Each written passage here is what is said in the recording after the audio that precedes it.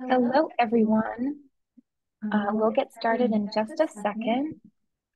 And as you can tell, we don't have Kathleen with us today, but we have our lovely Government Affairs Director, Beth Ahern, who will be hosting for us today. Thank you so much, Beth. Thank you, everyone. Thank you for joining us live today for Maine's Path to Zero Emission Cars and Trucks. And thank you to everyone watching the recording on YouTube. Maine's 2021 Clean Transportation Roadmap, as Maggie said, called for the adoption of Advanced Clean Cars 2 standards to gradually ramp up adoption of zero-emission vehicles and reduce emissions from our most polluting sector, transportation. Zero-emission vehicles can improve your driving experience, benefit your health, and protect the environment. But 3 years after the Clean Transportation Roadmap was released, the Bureau of Environmental Protection is still debating advanced clean car standards.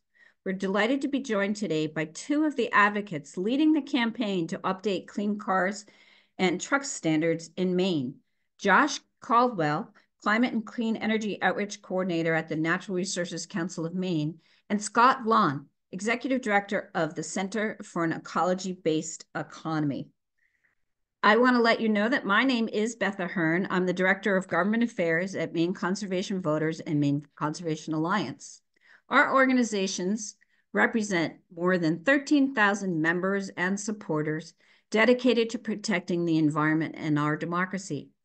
MCA does that through education, collaboration, and advocacy, and MCV by influencing public policy, holding politicians accountable, and winning elections.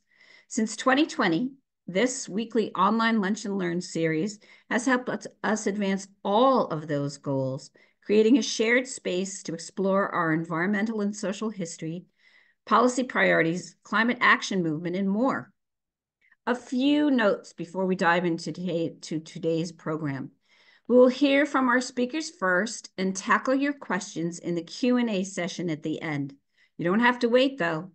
Please send your questions to Maggie Summers through the chat as they occur to you, and I'll ask Josh and Scott as many of them as possible following their presentation. You can also message Maggie if you have any technical difficulties, and she will help you out. This event is being recorded, and the video will be posted on our website later this afternoon.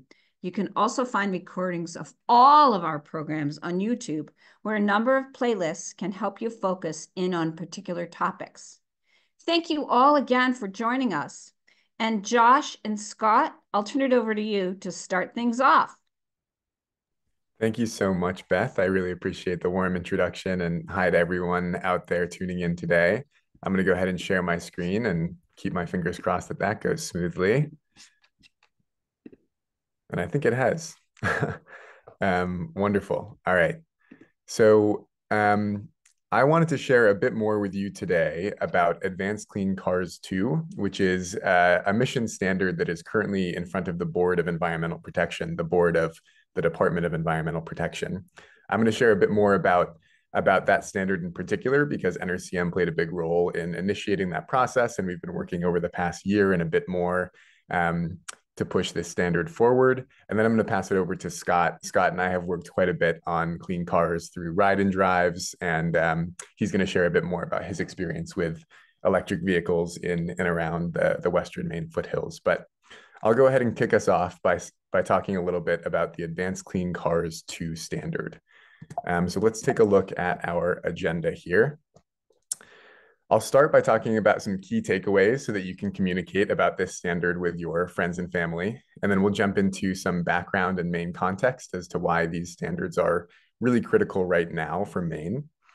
We'll dive into some of the technicalities behind the standard, but won't dwell there too long. And then we'll go to the current rulemaking status and some next steps that you all can take. There's fortunately some actionable things that you can do to encourage the Board of Environmental Protection to pass this standard. So I'll be sure to let you know what those are.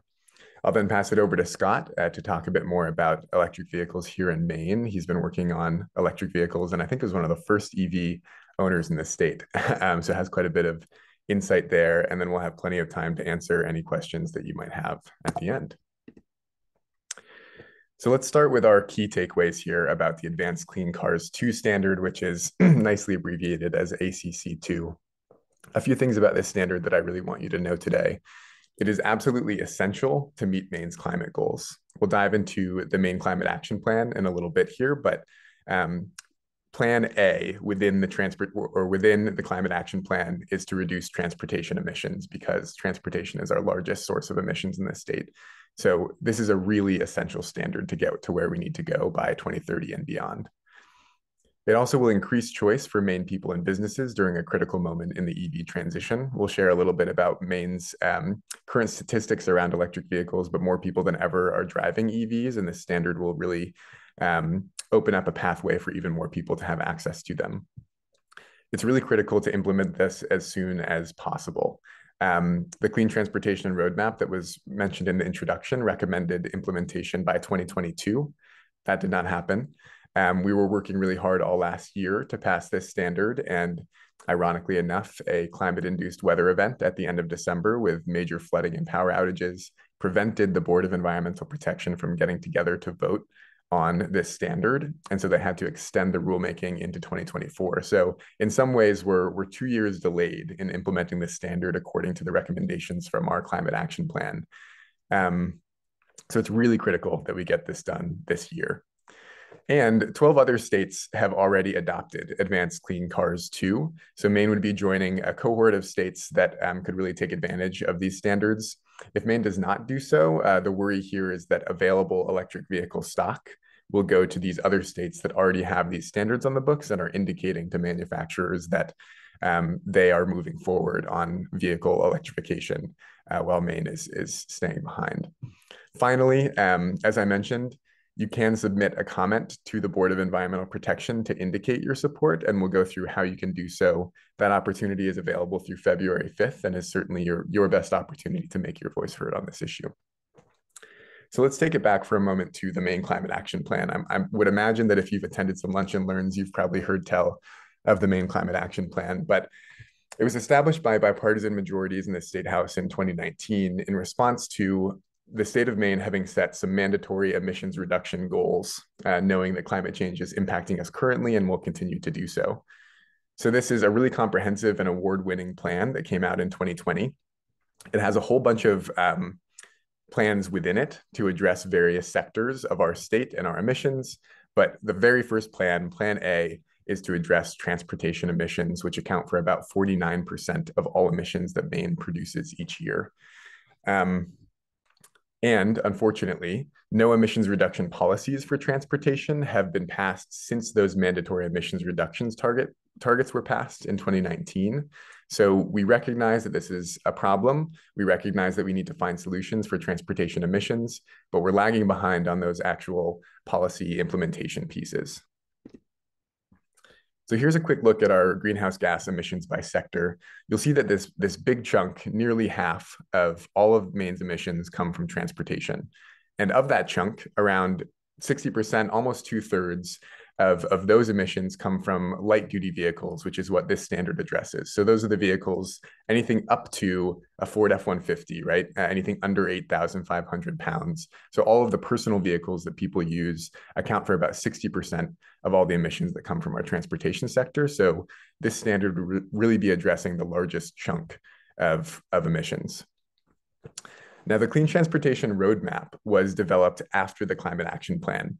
We acknowledge in the Climate Action Plan that transportation is the number one thing we want to focus on, and that we would need a separate roadmap, an independent plan that would really guide us on our way towards decarbonization of the transportation sector. And that's what the Clean Transportation Roadmap is. It came out in 2021, and I wanted to just highlight a couple of these quotes for you that really emphasize the importance of Advanced Clean Cars 2. It was by far in the plan the number one recommendation for the state of Maine. Although multiple strategies could reduce emissions to near zero levels, deployment of electric vehicles appears to be the most important, technologically ready strategy for almost all modes due to comparatively low fuel costs, high drivetrain efficiency, and sustained falling costs of batteries. And then I think the really critical part here, the most important regulatory driver in the electrification of Maine's light-duty vehicles in the next 2 decades will be through Advanced Clean Cars 2. And I'll take a moment here to acknowledge as well, electric vehicles are not the silver bullet to our climate problems, right? They are a very essential and important part. And I know Scott will talk about this a little bit as well. But we're also doing other strategies to reduce transportation emissions, including increasing active transportation, right? Biking and walking instead of short car trips. E-bikes are becoming much more popular in Maine, and there's now going to be a program for e-bike rebates so people can get those at a discounted cost. And we're also focusing on increasing public transit and basically just reducing the amount that people drive for various reasons. But Maine is a very car dependent state. And this standard is certainly the most important available regulation that we can implement to reduce emissions from that sector. And I love this picture too. NRCM does a survey every 4 years of all the electric vehicle owners in the state of Maine. And in 2022, we surveyed around 6,500 folks, and I went out to visit a few of them just to get a sense of their actual on-the-ground experience. And this is Jim from Old Town. He's got a trailer hooked up to his electric vehicle and does a lot of yard work with it in addition to going around town and doing longer road trips. It was really fun to chat with him about the savings he's seeing with his electric vehicle. And you can check out more of that content on NRCM's website, and I'll get a little bit into our electric vehicle survey here in a moment. So some context for Maine. The Clean Air Act, passed way back in the 70s, allows Maine to adopt more stringent emission standards than the federal baseline. And Maine has been doing so for a couple of decades now. We are a Section 177 state, which means that when the federal government comes out with its standards, we can either elect to adopt those, or we can choose more stringent standards that are set by the state of California. And so if we don't adopt Advanced Clean Cars 2, this would be the first time since 2001 that we have reverted to federal baseline, right? So that would be a step back for Maine's progress. The Advanced Clean Trucks and Advanced Clean Cars 2 rulemakings were initiated by petition in the spring of 2023. The Natural Resources Council of Maine, the Conservation Law Foundation, and the Sierra Club moved forward with those petitions to really encourage citizens to get engaged, to tell the DEP that we need to move forward on these standards. So that's when the DEP saw these rules. Quickly, the Advanced Clean Trucks rule is very similar to the Advanced Clean Cars 2 rule, but it would have applied to medium and heavy duty vehicles. So everything larger than a very large pickup truck, up to transit vans, box trucks, freight trucks. The Board of Environmental Protection chose not to move forward on Advanced Clean Trucks, which is unfortunate, but fortunately, we have a corresponding process. The medium and heavy duty roadmap is being developed right now. It's going to be a roadmap similar to the Clean Transportation roadmap, but it's really going to dial in on those medium and heavy duty vehicles, which account for about 27% of the emissions from the transportation sector, but are also really important because they contribute a lot of air pollution, more so than light duty vehicles. So all that's to say, Advanced Clean Trucks is not moving forward, but we did a lot of great work, I think, on advancing that conversation.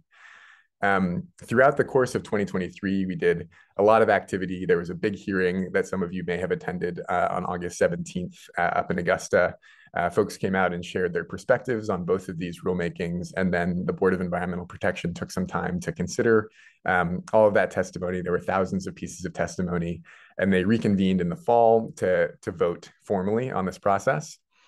In an informal vote in a meeting in October, it was a 4-2 vote in support of Advanced Clean Cars 2 to move that rule forward. But as I mentioned, on December 21st, there was intended to be a formal vote on Advanced Clean Cars 2 to adopt the rule, and that was postponed due to the storm. The reason that is important is that these standards are implemented according to timeline, and if they were implemented in 2023. The first applicability of the rule would have been for all cars in model year 2027, right? And that's to provide some lead time for manufacturers to prepare to have those vehicles available for Maine. Because we had to extend it into 2024, we've lost a model year of applicability. It can no longer apply to model year 2027, it can only apply to model year 2028. So that's unfortunate because a lot of our climate goals are rotating around 2030, which is a really critical year for action. So that's pushing up closer to 2030, but it's still really important that we do ultimately implement this standard. I want to take a moment here to just focus on some of Maine's successes so far, because I think that we get a little bit of a bad rap that's undeserved, especially when it comes to our charging infrastructure and just the viability of owning and using an electric vehicle in the state of Maine. So we now have the most recent data that I've seen, over 13,300 electric vehicles registered in the state. That is over 3 times more than there were registered in 2020 when there were around 4,000. And just to give you a sense, we've been doing, as I said, these surveys every 4 years. In 2018, we sent our survey out to all registered owners in Maine, and that was around 1,300 cars and owners. 4 years later, in 2022, in the spring of 2022, we had around 6,500. So that was a really significant increase. In just a year and a half since then, we're up to over 13,300. So we're really seeing that exponential electric vehicle adoption. You've probably seen more on the streets if you've been out and about. Maine has also moved forward on electric school buses through the Environmental Protection Agency's program. We have 34 school buses that are coming to the state and more on the way, which is really exciting because that's a huge benefit to student health as well as emissions. And I think one of the most important things is that we've seen over $41 million invested in our public charging network since just 2020. And that's federal investment that has been instigated by the Bipartisan Infrastructure Law and the Inflation Reduction Act, two of these really big initiatives at the federal level.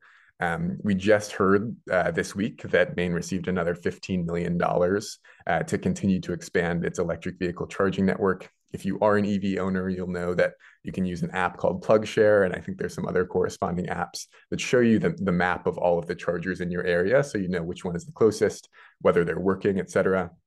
But Maine is really ahead of the ball nationally on charging implementation, and it is actually one of the top 10 states in chargers per capita. And I think that doesn't get enough credit, certainly. I also just want to shout out that Efficiency Maine doubled their rebate for electric vehicles. So now if you purchase an electric vehicle or a plug-in hybrid vehicle in the state of Maine, you'll receive twice as much as you would have. I believe it's $2,000 now off of the price of a new battery electric vehicle and $1,000 off the price of a new plug-in hybrid vehicle. So here's a little peek at our survey from 2022. We surveyed a bunch of folks in the state of Maine, all of them. We sent a paper survey to every registered electric vehicle owner in the state because we really wanted to understand what people in Maine with electric vehicles were experiencing and not get our information from various news sources. It's pretty darn close to unanimous. 98% of folks would recommend an electric vehicle to other people, and 99% say that their electric vehicle is reliable. That's a remarkable testament to both the vehicle technology, but also just that these are vehicles that do work in Maine. I think it's also important to note that 97% say their EV is affordable and easy to maintain. We've heard that people are saving a lot of money on gas costs, and we actually know, according to some studies that were recently done, that you can expect every time you fuel up your electric vehicle, you're saving between $19 and $30 compared to fueling up an equivalent vehicle at a gas station, right? So that's a huge saving. You're saving a lot of money on fueling, and there's a lot less maintenance because combustion engine vehicles have a lot of moving parts. Electric vehicles have a battery that doesn't require as much regular maintenance. So mostly what we were hearing is that people were just rotating their tires every once in a while, getting winter tires, but otherwise there's not a lot of maintenance to be done on electric vehicles. So now that we know that Mainers who have electric vehicles enjoy them, I want to focus on what Advanced Clean Cars 2 would do to ensure that more Mainers actually are able to access electric vehicles. So you can see here a graph of implementation. This was in the hope that we would be able to implement in 2022 and apply to model year 2026. Now it's 2024, so we can first apply to model year 2028. But basically, this is a standard that would require manufacturers, so not consumers or dealerships within the state, it would require manufacturers to provide an increasing percentage of electric vehicles to Maine every year. So the way that our rule is modeled, or the way it was modeled last year, we would implement it in 2027. So by 2027, 43% of all new electric vehicles in the state, or all new vehicles in the state of Maine, would have to be zero emission. And then it would ramp up to 2032, where 82% of all new vehicles sold in the state of Maine would have to be zero emission vehicles. Then we have a midterm review to determine, is this program working? Should we extend it all the way to that last section that you see in purple, 2033 to 2035? Now that we've been postponed by a year, we'll be implementing in 2028 and we'll be going to 2033. But again, we'll have that midterm review to understand, should we extend this all the way to 2035? This is ultimately going to drive down the cost of new electric vehicles because it's going to ensure that manufacturers are providing them at a price point where Mainers are actually going to buy them. So it's going to drive down the cost of new electric vehicles, and it's really going to instigate the used EV market. And I do want to point out here that most Mainers are buying their vehicles used, right? Over 2/3 of Mainers buy used vehicles. This does not apply to the used vehicle market. So you can buy used vehicles, combustion or electric, that's not going to change. But it is going to bring a lot of new electric vehicles onto the road in Maine, which is going to catalyze that used electric vehicle market and expand the amount of folks that will have access to EVs. This also really aligns with EV market trends that we've seen. 2023, I mean, every year has broken records for EV sales, but 2023 was the first year that the United States saw more than 1 million electric vehicles sold. We actually saw more than 1.2 million. And as I mentioned, Maine is really part of that really increased adoption. Major manufacturers like Ford, General Motors, Volvo, Mitsubishi, some of these really big names in the market have all committed to a 100% zero-emission fleet by 2035. And they're investing billions of dollars in electric vehicle manufacturing here in the US. So these major manufacturers are already moving in this direction. If Maine doesn't get on board and say, yes, we want more zero-emission vehicles, they're going to prioritize sending those zero-emission vehicles elsewhere. And one point of evidence there, you might have noticed that this is Advanced Clean Cars 2. Advanced Clean Cars 1, the initial program, was one that Maine was a part of in 2010, along with 12 other states. Between 2011 and 2020, over 2/3 of all zero-emission vehicles sold in the United States were sold in those 12 states. So we know that if you have these standards on the books, manufacturers will prioritize sending zero-emission vehicles to your state. As I mentioned, Vermont, New York, Massachusetts, Oregon and Washington, Maryland, they already have these rules on the books. So if Maine doesn't follow suit, we'll see available electric vehicle stock going to those states instead. And this is already what I've spoken about a bit, but basically every year the EV outlook has to be adjusted upward because adoption is happening much more quickly than the market is anticipating. Some of this in the recent years can be attributed to the bipartisan infrastructure law and the Inflation Reduction Act that I mentioned, which really invested billions of dollars in EV manufacturing, our electric vehicle infrastructure development, but it's also manufacturers seeing that this is the future of driving in the United States, and they are committing to developing zero-emission vehicles. I also alluded to this a little bit earlier, but I just really want to emphasize, you can check out Recharge Maine, which is the collaboration between Efficiency Maine and Maine DOT. They've gotten a ton of money recently, and they have a plan called the Plan for Electric Vehicle Infrastructure Deployment, PVID. You can look that up and see year by year the expansion process for our public charging network. One thing that's interesting to note here, I think a lot of folks assume that electric vehicles or electric vehicle chargers are going to have to replace all gas stations as we transition to zero-emission vehicles and electric vehicles. That isn't exactly true, right? 90% of Maine electric vehicle drivers primarily charge their vehicle at home, like this person out in Whitefield who I went and visited over the summer, and she actually has solar installed on her home as well. So she's charging at no cost to her, which is really incredible.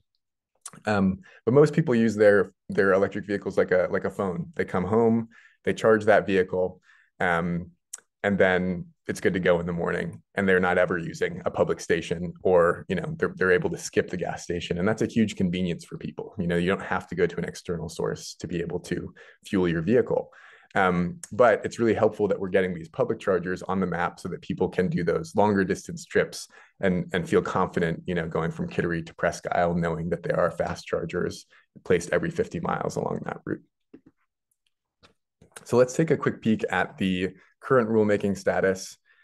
We submitted petitions to initiate these rulemakings back in April of 2023.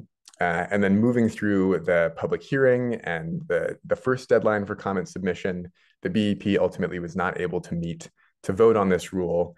The Advanced Clean Trucks rule did not move forward, but they did extend the Advanced Clean Cars 2 rule into 2024. Now there's a new public comment deadline on February 5th in 2024, and I will share with you an opportunity to comment. We're encouraging as many folks as possible to comment in support of the rule. It really is overdue at this point, and it's important that the Board of Environmental Protection is hearing that people really want to see this rule implemented. So here's a reiteration of some of the key takeaways. I won't go through them all again, but I just want to make sure that you all have an understanding of why we believe it's so important to discuss these rules and to move them forward this year. The really big thing is that I hope that you all take action and submit a comment in support. I know that Maggie's going to be sending out some information after the fact, so you'll get an email about how to do so. But quickly, here's the process. We can go ahead and put the link in the chat to where you can find this comment. It is a state agency website, which isn't always the most easily navigable. So if you go to that website and then you scroll down to chapter 127A, Advanced Clean Cars 2 program, there's a button that says comment on this rule. And when you click that button, you'll be taken to the appropriate email to submit your comments. Those comments can be very simple, a simple sentiment of support, or we have a lot more resources, and I'm happy to help you develop a more in-depth comment that indicates why you personally are really interested in supporting these standards. So my email is right there. I'm sure that will also be shared in follow-up, but I would love to hear from you if you're interested in submitting a comment. And if you are interested in submitting a comment, you might as well make that comment into a letter to the editor and send it into your local paper so that others in your community can hear about your support for Advanced Clean Cars 2. So that was a lot of talking at you. I appreciate you taking the time. It's really important that we get this standard done this year. I'm now going to pass it over to Scott to talk a little bit more about what it's like to own an electric vehicle and some EVs on the ground in Western Maine. Cool. Thanks, Josh. Yes, happy to be here. So I'm the executive director of a small nonprofit in Western Maine and downtown Norway called the Center for an Ecology-Based Economy. I'm basically just here to bust a few myths about EVs that opponents to these rules seem to be obsessed with that are basically not true. I've been driving EVs for about the last 9 years, and Josh, I'm not one of the first EV owners. That's Fred Garbo, who's on our advisory board, and we call him the local EV-angelist. But he owned the first EV in Maine, a Nissan Leaf, which he still has to this day. He's got a second battery in it and see him buzzing around in it all the time. So yeah, I've driven like probably 100,000 miles in EVs since my first Nissan Leaf. And I had a little smart car for a while. Now I have a Chevy Bolt. And yeah, I live in the hills. I'm inland Maine. We have serious winter. I'm an avid skier. My EVs have always worked great in the winter and always able to get me to the mountain on a powder day. So the fact that they don't work in the winter is a complete myth. So my organization, CB, we've been promoting EVs in Norway and the surrounding area now since 2014. We did a little event with Revision Energy one time, and somebody came by and dropped a 20 amp EV charger on the table and said, it was a gift. And I was like looking at this thing, like, what do we even do with this? And Fred Garbo came in and said, oh, we can put it in the town square. So we went to the town of Norway, we put it in the town square, and we had the first public free EV charger in the state. And within a year or two, you couldn't get on that thing. So we got some anonymous foundation gave us some money. We put in a new service. We put two level 2 J1772 chargers and a Tesla charger in the square there. And within a few years, even those were getting a lot of use and sometimes hard to get on. So we got some more funding. We started expanding. Our charging out into the surrounding hills, and we had a ribbon cutting for that first charger, and that's turned into an annual event that Josh has been to a couple of times. Our annual EV Expo, which is now our Solar and EV Expo. And another thing that's really played a part, because I think having all this charging infrastructure and people just seeing EVs charging in our, local, it's right off of Main Street. It's this little square off of Main Street where we have the chargers. Actually, this picture that you're looking at, you can see the charging in the background there. Having that just really, people are like, oh my God, people that I know, normal people are driving these things. And we also had a dealer. We had Paris Auto Barn in the area who sold hundreds of used EVs over his tenure up there. Is no longer there. But there is a new used EV dealer just across the border in Portsmouth, near Portsmouth, New Hampshire, that's moving a lot of used EVs right now, called Greenwave. You can go on to the next slide. Just a little bit about CB. Like I said, we've been in the hills there. We'll be 11 on Earth Day this year, working on climate stuff. We work in these 4 areas primarily, as well as education. So we do food, transport, energy, shelter. We're part of like the Maine network of food councils. We're working on a big housing cooperative project. I'm working on a community solar cooperative.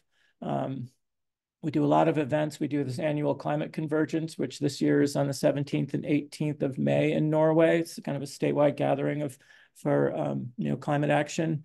And then, of course, we've been working on this EV charging stuff for a long time too, as well as a lot of other different things. But Josh mentioned before we get going, like EVs are awesome, but this is not the solution. This is not the future of an ecology-based transportation system. And as you can see from this graphic that I always get a kind of a kick out of, but it's sad but true. I mean, cars still, even if they're electrified, have a lot of downsides. A dear friend of mine just got hit by a truck the other day. Some of you may have seen it in the news. So even if we're just electrifying these things, we've got to be thinking about some other things. And in Norway, we love our bikes. We love e-bikes. And so we can't forget about active transportation. We're working with a lot of the towns. We're part of the Community Resilience Partnership. A lot of the towns in our area are starting to say, hey, wait a minute, we need to take back our roads for pedestrians and bikes. We're actually working on a project with Casco. They put their entire Community Resilience Partnership grant towards a complete streets policy and this is a rural town. So things are changing. People want to be able to walk and ride places, but they want to be able to do it safely. And one of our dreams in rural Maine would be to have some of these buses that you've got down here, electric buses going from town to town with bike racks on them. You can go to the next one there, Josh. Something like this would be a dream, to be able to go from Norway to Bridgeton to Casco to Augusta to, wherever we want to go, just be able to throw your bike on, go to another town, take your bike off, get where you need to go, throw the bike back on, go back. And you can keep cruising along here. This is a picture of our bike share program. We've got a bike rack on one end of Norway. This is at the hospital, and we have another one in front of CB, so people can grab a bike, ride around. They can drop it on either end. And about 50% of the car trips in this country are under 3 miles. And like, why wouldn't you take a bike most of the time if there's decent weather, if you feel safe on the bike? And most of the people that I talk to in my neighborhood, they're like, yeah, I don't really feel safe on the roads on a bike. And we get it, because cars are getting huger and people are driving fast and they're distracted. So we have a lot of work to do. Let me go to the next slide. Another thing we like to point out is that bikes can do a lot of work. We can haul stuff on bikes. We have CB started this cooperative in Norway, Spoke Folks. We haul thousands and thousands of pounds of trash and recycling around town with a bike and a trailer. It's not even an e-bike. And we have fairly flat topography. We're downhill into our transfer station. So we can do a lot. And this is like replacing a garbage truck, right?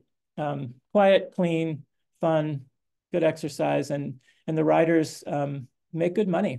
We make 30 or 40 bucks an hour for hauling trash. So it also can be a lucrative business. This is my daily driver most of the year. I'm part of that Spoke Folks Cooperative, and we have one place out at the farm to school program out at Roberts Farm. I've ridden the trailer out there. It's a beast to get up that hill. So I have my e-bike and I can haul the trash from there. And I can do about 20 miles on this bike in the fastest mode, and I can in under an hour. So I have a commute. I'm commuting about 21 miles on some days these days, and I can do it one way a little under an hour, one way a little over an hour because it's uphill. But that's on one charge of a battery. So you know, for a second car for a family, I can haul a couple hundred pounds. You can put a couple kids on the back. So this is a long tail class 3 cargo bike.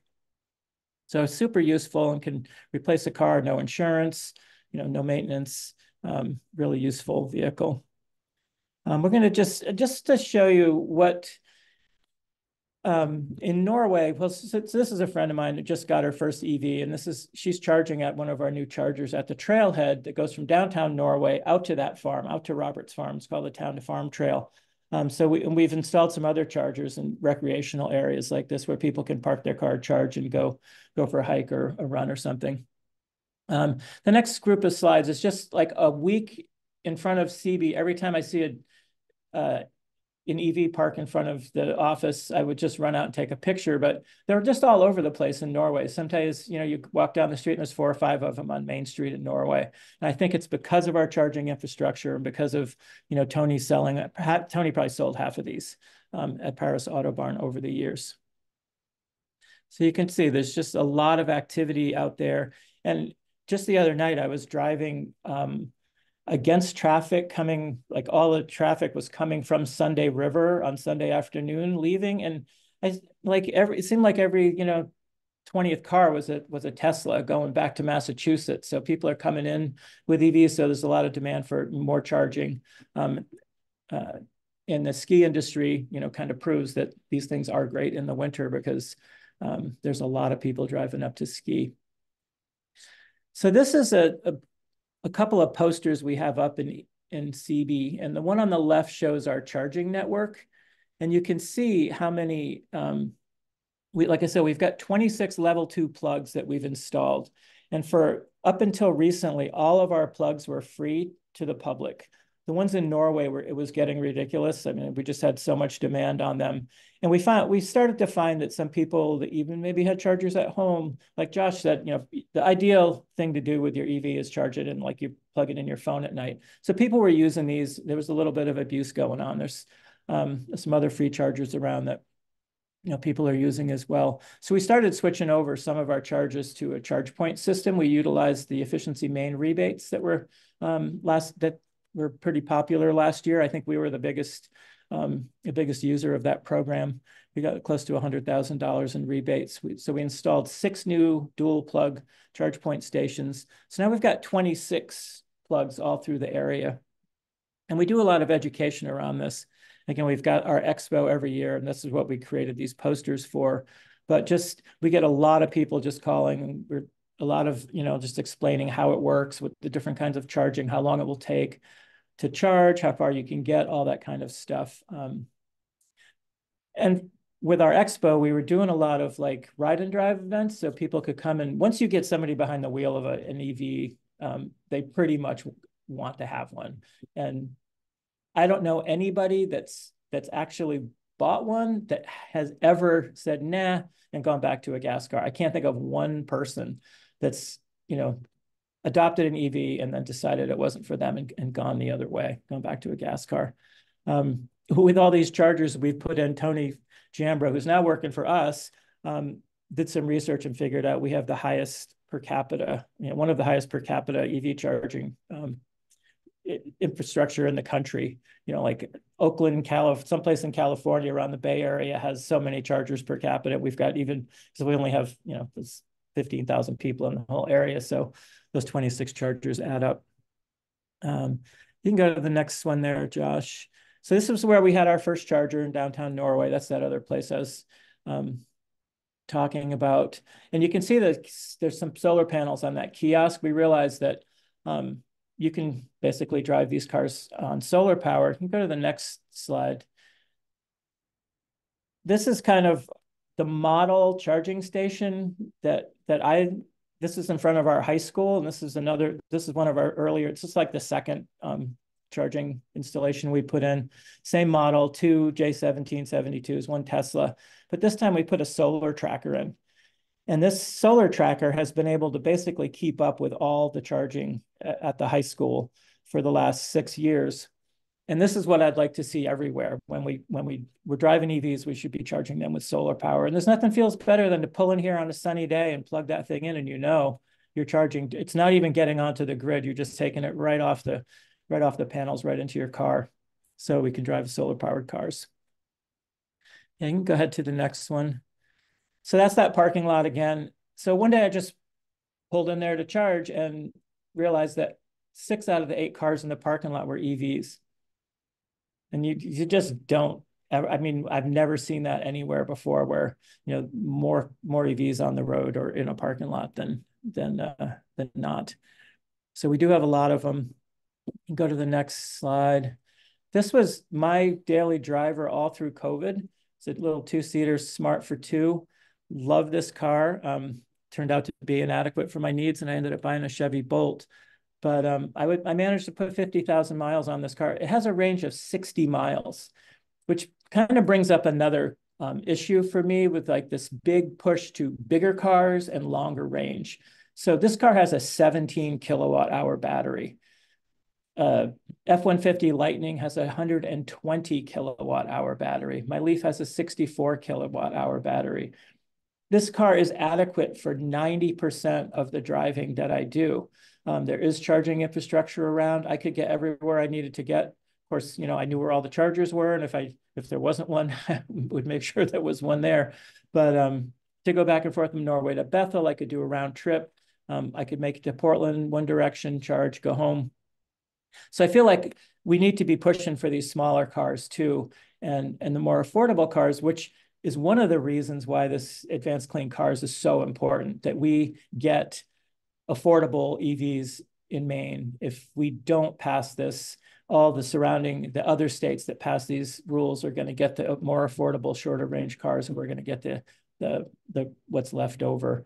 But I just encourage to just, you know, that we need to keep thinking about these smaller cars. So yeah, so we love them. They're super reliable. Like Josh said, no maintenance, there's no oil leaks. One of the things I just absolutely, you know, love about it is there's no fumes. You start your car up, you let it, you know, you leave the heat on in the morning or something before you get in. It doesn't, you don't smell it. There's no exhaust. Downtown Norway now, I feel like, is got a lot of local pollution. You get out I walk out of CB, it's like during rush hour, it's pretty stinky. If we had EVs, we wouldn't have that issue. No oil leaks. They're super efficient. They, you know, will get between 2 and 6 miles per kilowatt hour, which is about 20 cents these days for a kilowatt hour of electricity. You know, they always start, push the button, they go. Like I mentioned before, great in the snow, especially if you get studded tires on there. The no emissions. They're also really quiet, which is a super big bonus. Again, downtown Norway, you know, during rush hour, you can hardly have a conversation on the street. Plugging in at night, super easy. Get up in the morning, you got a full battery. Our public infrastructures, you know, level 2 and level 3 chargers are expanding.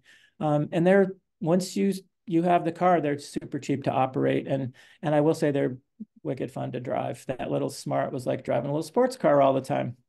So I can't see any downsides to this. And yeah, well, that's my story. So thanks. Thanks, Scott. I appreciate it. Right. Oh, sorry, Beth, I was jumping in front of you, but I know we have some questions. I just wanted to highlight, this is Ben Whalen on the board of NRCM. He's got a transit van that he uses to deliver all his produce around the state for his organic farm, and he's got a solar panel in the back there. Another one of the folks that we interviewed for our EV survey process. But I know Scott and I got a little carried away, but we'd love to answer any questions that you all have, and we'll have a solid 15 minutes to Thank get you, through Josh. I'll take care of that question part. So thank you so much, Josh and Scott. Really, really lots of information here. Scott, Norway is such a cool town. It really makes me want to move there.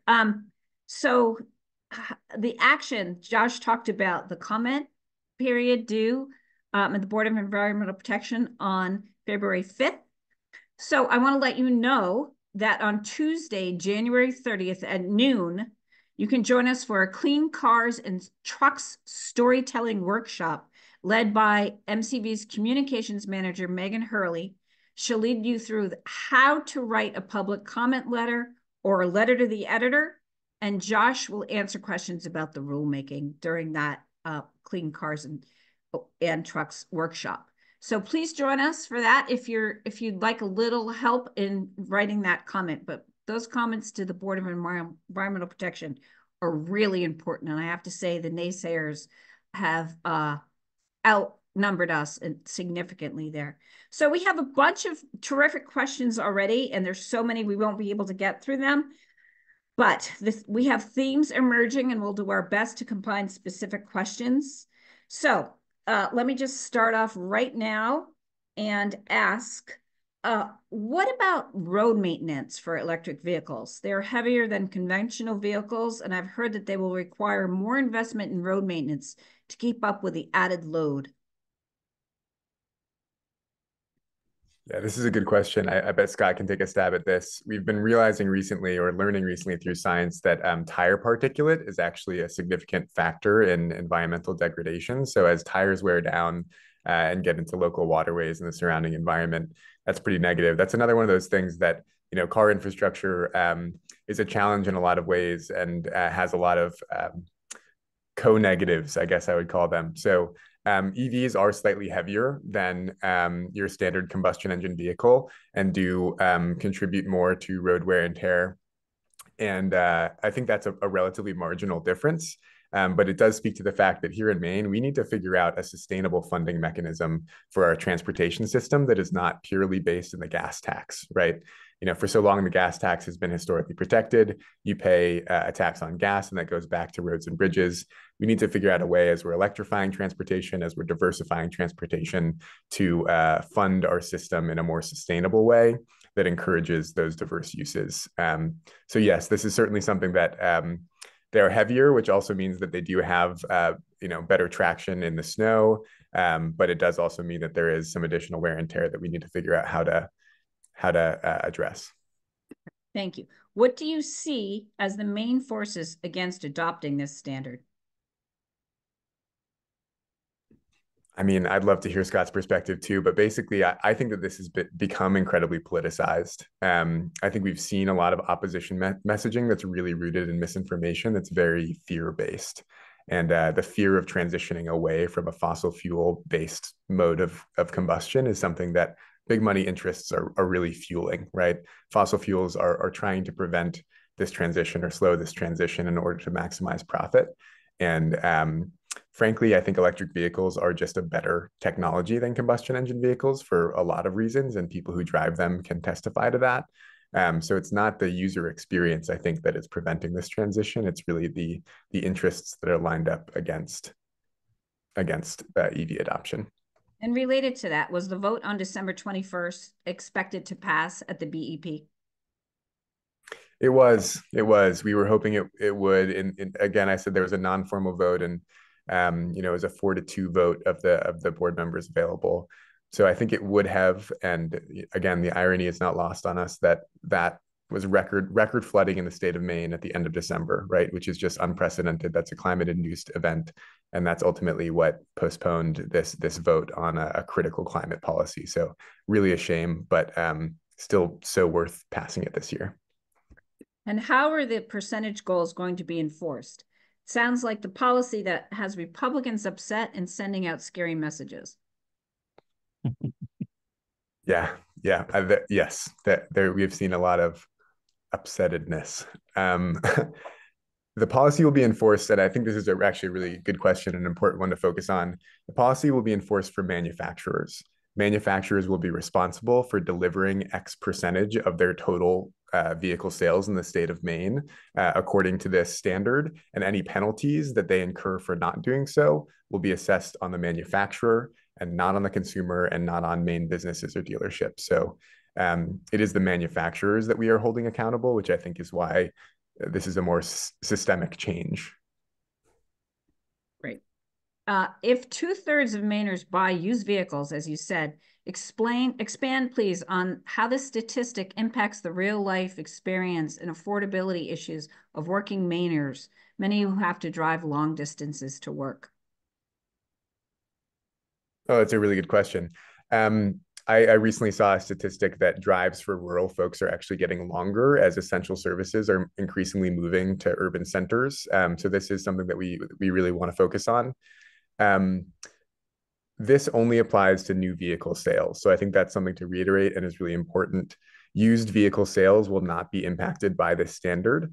But what this will do is bring more new electric vehicles to the state of Maine at a lower price point, because in order to sell 42% of the vehicles in the state of Maine, you need to sell to the people that are available to buy them. And those people in Maine, we're a low income state, typically aren't as wealthy as in other states. So this will drive down the cost of new vehicles, but I think the real benefit that low income and moderate income Mainers are going to see is that it's going to expand the used electric vehicle market, because there's going to be just more EVs on the road and more people selling used vehicles, which again won't be impacted directly by the rule, but it's a great benefit.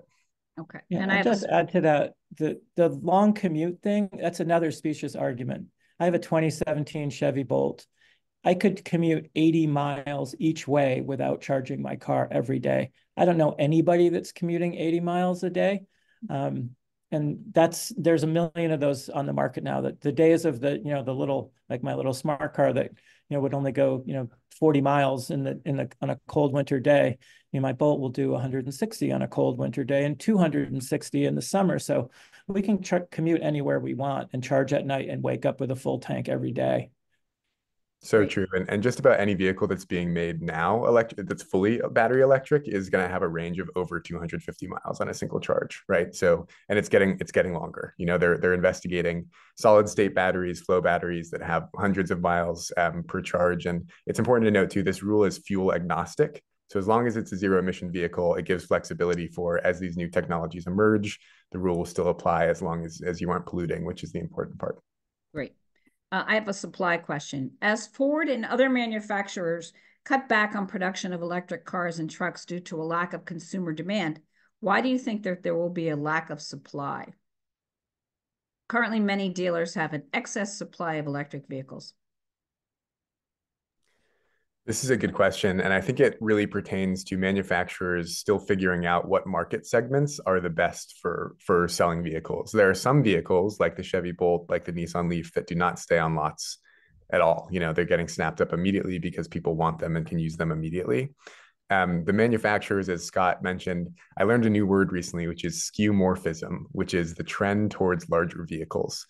Over 50% of vehicles in the US are now SUVs or larger, which is really not sustainable and not safe. So that trend is one that I think some manufacturers jumped on and started to really invest a lot of money in investing in these big battery, big EVs.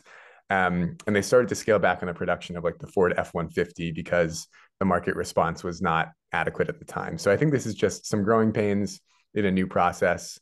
Again, these manufacturers are committing to get to zero emission. They're businesses, so they're going to figure out which cars sell and they're going to produce those, but it's going to take a couple of years to figure out which market segments are the most fruitful and where the demand really is. But as we indicated, the demand is here. People want EVs. People that have EVs really love them.